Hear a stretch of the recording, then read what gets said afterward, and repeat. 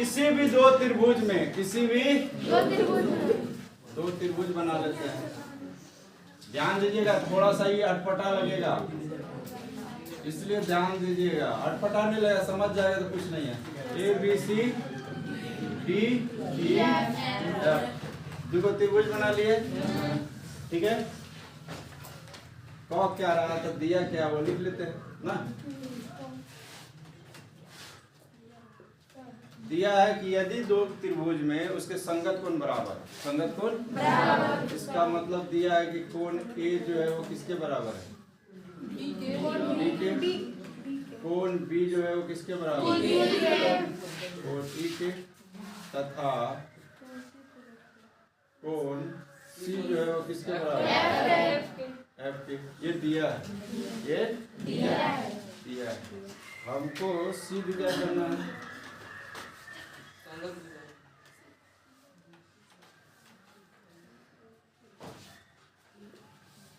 हमको सिद्ध करना है कि अगर संगत कोण बराबर दिया है तो संगत भुजाओं का अनुपात बराबर हो गई है। पहले ही हम लोग रूल सीख लिए हैं ना। अगर दो त्रिभुज समरूप कब होता है, जब संगत कोण बराबर हो और संगत भुजाओं का अनुपात भी बराबर हो। लेकिन अब ये कहना चाहता है कि जब संगत कोण बराबर होगा तो ऑटोमेटिक संगत भुजाओं का अनुपात भी बराबर होगा। कैसे होगा वो सिद्ध करना ना। संगत भुजा कौन कौन होगा, ए बी बटा डी, ए बी बटा डी बराबर BC बटा EF, AC बटा DF। ये हमको क्या करना है, और सिद्ध करने के लिए हमको क्या करना पड़ता है, रचना। तो रचना भी करना।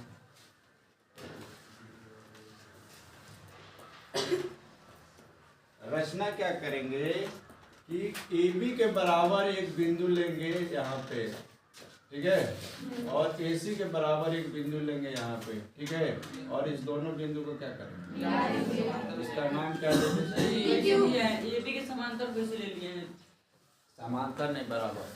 जितना बड़ा AB उतना ही बड़ा हम अंदाज से लेंगे, इतना बड़ा, और जितना बड़ा AC है उतना ही बड़ा यहाँ पे लेंगे ना।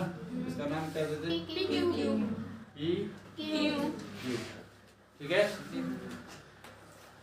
और उसको मिला देना, PQ को क्या करना है, यानी रचना में हमको ये करना है कि AB जो है के बराबर एक पॉइंट लेंगे DP ना, तथा AC के बराबर लेंगे DQ और PQ को मिला देंगे, PQ को।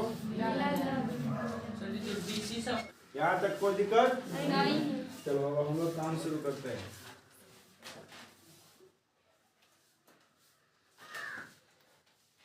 त्रिभुज ABC और त्रिभुज DPQ लेते हैं, ठीक है। त्रिभुज ABC तथा त्रिभुज DPQ में, ये दोनों त्रिभुज में हमको सर्वांगसम करना है। क्या सिद्ध करना है, और सर्वांगसमता का रूल हमको बहुत सारा याद है। देखेंगे क्या क्या बराबर है, बराबर करेंगे।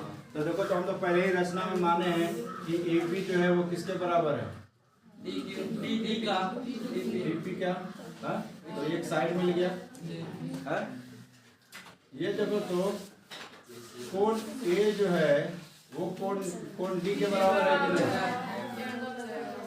वो हम लोग दिया हुआ था। क्या किया है, तो ये हमारा एंगल हो गया। क्या हो गया, ये दिया है, क्या है, ये भी लिख दे रहे हैं तो तुम लोगों को हो गया। और AC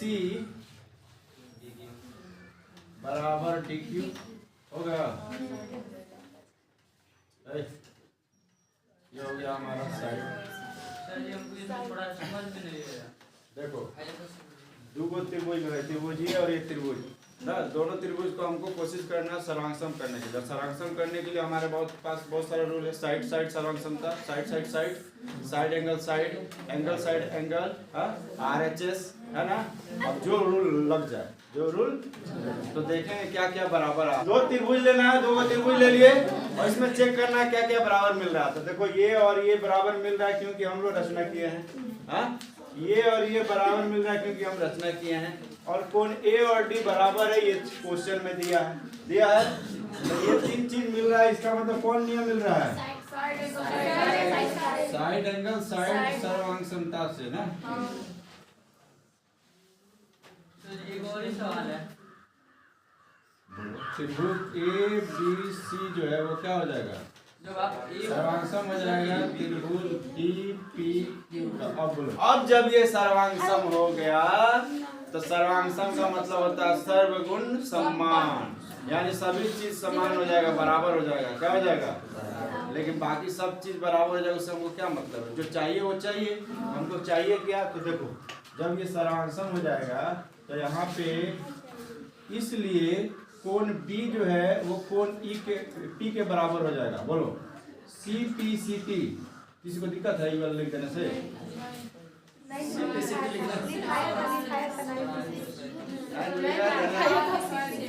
congruent part of congruent triangle, सर्वांगसम भाग सर्वांगसम त्रिभुज के। ठीक है, सर्वांगसम त्रिभुज के सभी भाग क्या होते हैं? सर्वांगसम त्रिभुज के सभी भाग क्या होते हैं? बराबर होते हैं। इसलिए कोण B और कोण P क्या हो जाएगा? क्योंकि ये दोनों क्या हो गया?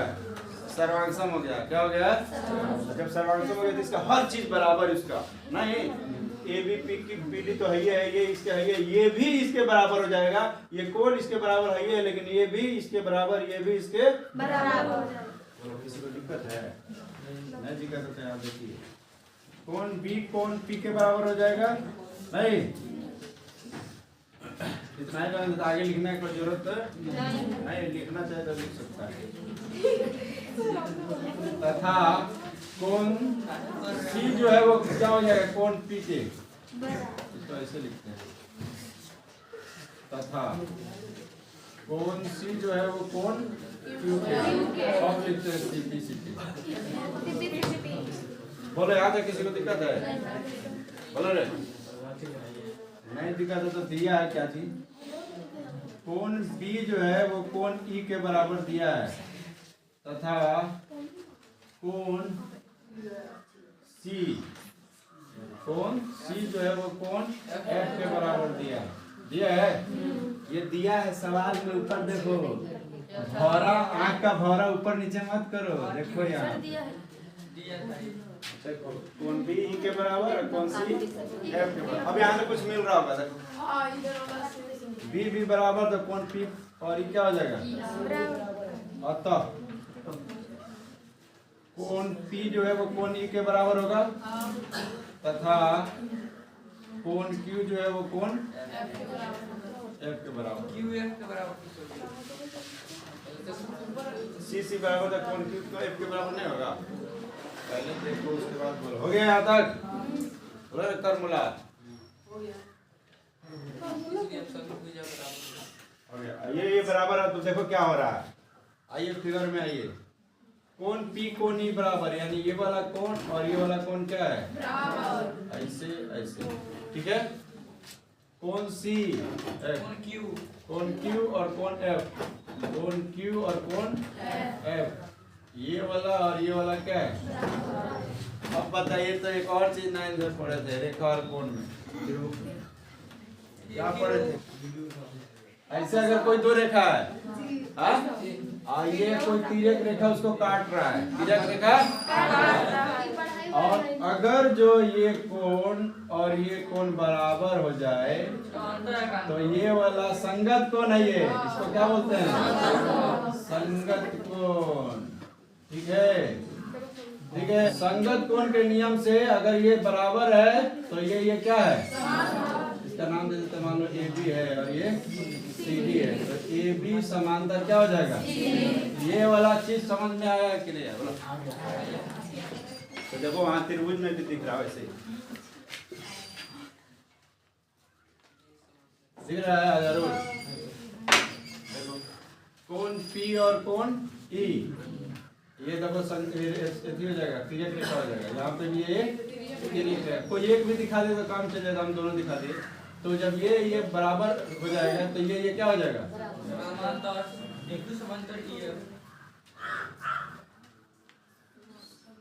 संगत कोण से लिख दे, ज्यादा बड़ा नहीं करना है। संगत कोण से पी क्यू जो है वो समांतर हो जाएगा जी का ये कहीं समीकरण नहीं ना दिया है, हम इसको समीकरण दे देंगे तो ज्यादा अच्छा रहेगा। नहीं ऐसे लिखने लिखे समीकरण एक से ये और ये क्या हो जाएगा।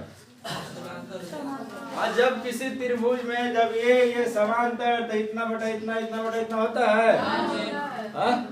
हम लिख देते हैं थेल्स प्रमेय से, इसलिए थेल्स प्रमेय से क्या होगा dp बटा में de और dq बटा में df। समीर अंसारी को दिक्कत हो रहा है। डायरेक्ट एक ही में कर दिए हैं। बताए थे छोटका बटा छोटका, छोटे मियाँ बटा छोटे मियाँ बटा बड़े मियाँ भी बोले थे।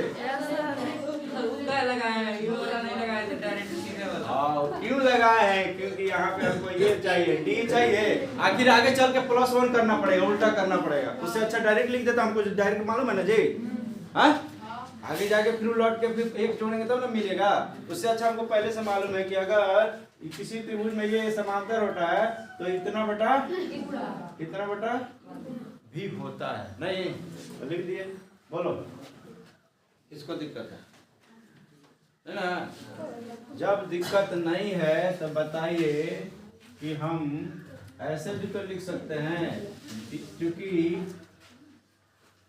ए बी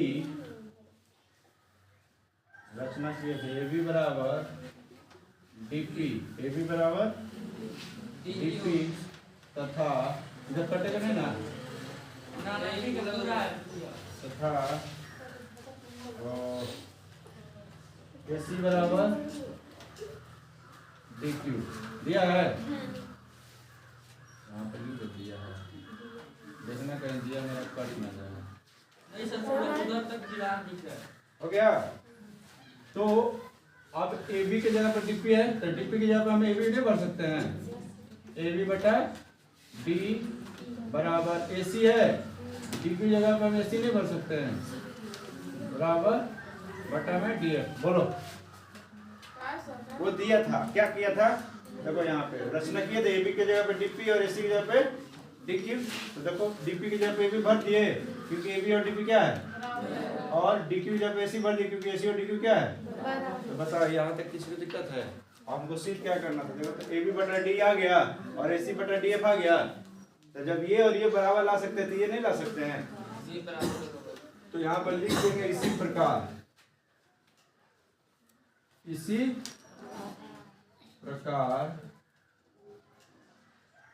हम कह सकते हैं, हम कह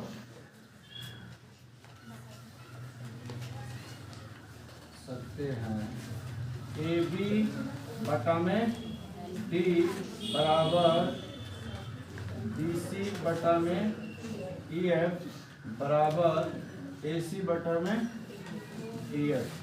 ठीक है, ठीक है। इसलिए ए समरूपता से ना,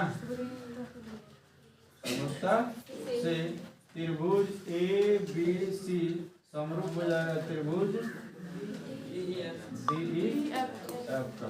किसको दिक्कत है बोलो। हाँ खाली और देख लो रे, कुछ नहीं था इसमें, लेकिन बड़ा थोड़ा हो गया है। समझाने की जगह इसको काटा भी जा सकता है। देखो ये वाला सवाल में दिया है कि इस दोनों त्रिभुज में ए डी के बराबर, देखो यहाँ पे बोल रहे हैं, आप फिगर में भी देखते जाओ, ए डी के बराबर बी ई के बराबर और सी एफ के बराबर ये दिया है, यानी संगत कोण बराबर दिया है।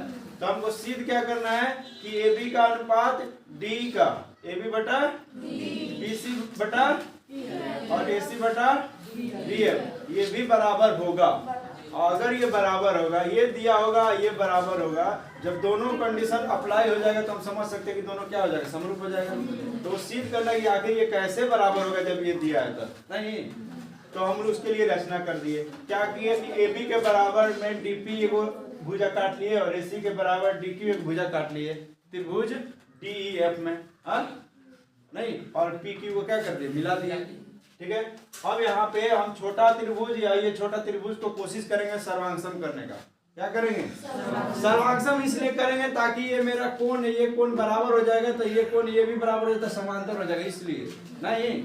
तो इसको समांतर करने के लिए हम लोग देखेंगे कोण ए बी भुजा डीपी के बराबर है, बीसी क्या बोलते हैं एसी डीक्यू के बराबर है, और कोण ए और डी बराबर है। तीन को चीज मिल रहा है, side angle side, A B DQ के बराबर, एसी डीक्यू के बराबर, और कोण ए कोण डी के बराबर। तो साइड एंगल साइड से ये दोनों त्रिभुज छोटा छोटा क्या बन जाएगा, और जब सर्वांगसम हो जाता है इसका हर चीज बराबर होता है।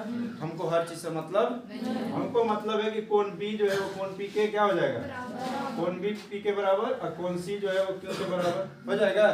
लेकिन हमको पता है कि यहाँ पे दिया है कि कोण बी ई के बराबर होता है और कोण सी जो है एफ के बराबर होता है। तो यहाँ से क्या मिल रहा है कि जब बी बी बराबर है तो पी और ई क्या हो जाएगा, सी सी बराबर है तो क्यू और एफ क्या हो जाएगा। अब यहाँ पे आ जाइए, जब पी ई के बराबर है, क्यू एफ के बराबर है, तो संगत कोण के नियम से ये क्या हो जाएगा, समांतर। ये बराबर ये बराबर, तो ये क्या हो जाएगा, जब समांतर हो जाता है किसी भी त्रिभुज में, जब दो रेखा समांतर है तो बाकी के दो भुजा जो है बराबर अनुपात में बढ़ता है थेल्स के प्रमेय से।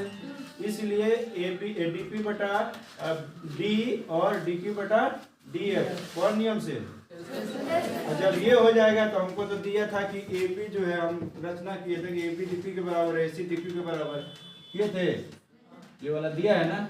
तो हम क्या कर दिए, डीपी की जगह पे क्या बैठा दिए, ए बी, और डीक्यू की जगह पे क्या बैठा दिए, ए सी। तो बैठा दिए, तो यही तो लाना था, ये आ गया। इसी प्रकार हम ये भी सिद्ध कर सकते हैं, जब ये वाला इसके बराबर है तो ये वाला इसके बराबर भी हम लोग सिद्ध कर सकते हैं। फिर इतना लंबा थोड़ा सा जाएगा, ठीक है। और इसी प्रकार हम कह सकते हैं कि ये तीनों आपस में क्या है,